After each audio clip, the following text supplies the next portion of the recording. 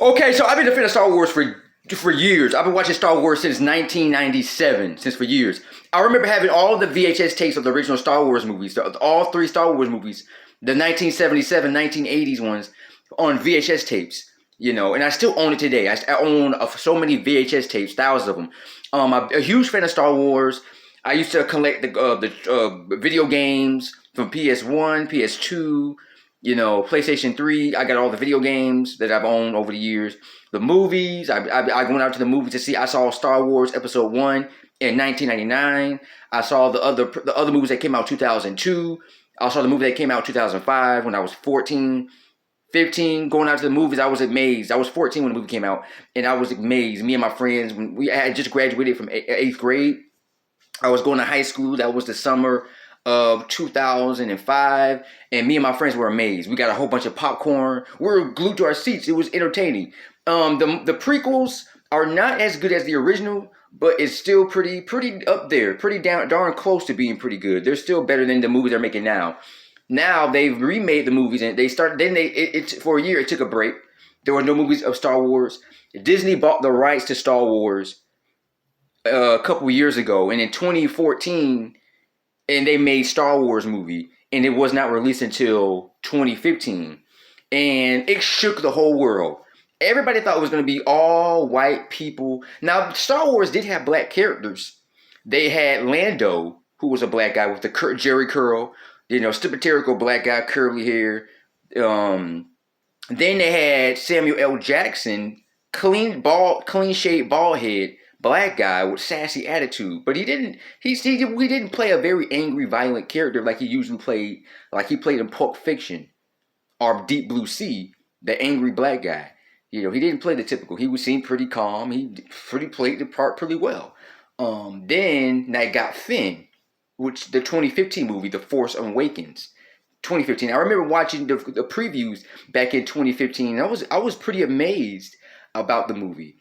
I was excited. Finally, we get to see a black character. We get to see because usually all the male characters in the lead of the movie of Star Wars were usually white guys as the hero, the black guy as the sidekick. So I'm thinking, okay, Star Wars: The Force Awakens is going to be about a black guy. He's going to be the superhero. He's going to fight crime. He's going to fall in love. Everybody's going to worship the black guy for the first. A lot of black people were happy. They're like, "What? Star Wars?" Nobody could believe it. All the people I knew who were black couldn't believe it. A lot of people I knew who were white were pretty like, okay, I don't think it's going to be a good movie because it's a black guy. How can a black guy? White people were shocked. They were speechless. There were a lot of trolls all over the internet in 2015 about this on YouTube comments. People said, okay, black guy can't. The movie ended up grossing over $2 billion with a black character as the lead. Just because the color of his skin. They were judging him based on his skin color. Like me, I'm black. So Finn is black, little afro. And white people thought it wasn't going to be a good movie because of his skin color. To be honest with you, and I'm not going to lie, the Star Wars movie, the Star Wars Force Awakens, grossed just as much money as the other Star Wars movies. What does that tell you?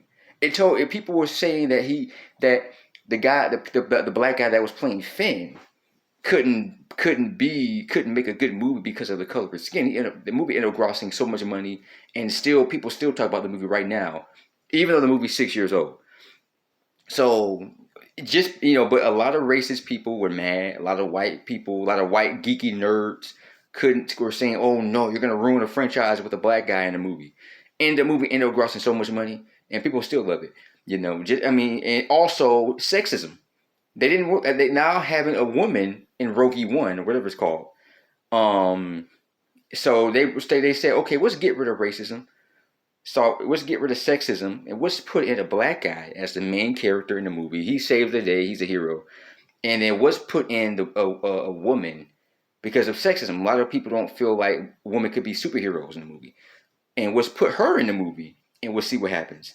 Now, what they did, having a black guy as the main character in the movie is pretty cool. It kind of dissolves racism. It makes people come together. No more segregation. We come together. Let's come together instead of segregate. But one thing, the worst thing about the character Finn is that they make him as kind of insecure, nervous. He's not confident, you know. And they just make him seem. They didn't make him confident. Like he's supposed to be romantic, confident, a big, strong black guy who's fearless. They end up making him like the insecure, shy, I can't do it, you know, attitude, mindset. I don't like that. He seems so nervous and like he seems like just nervous, not confident.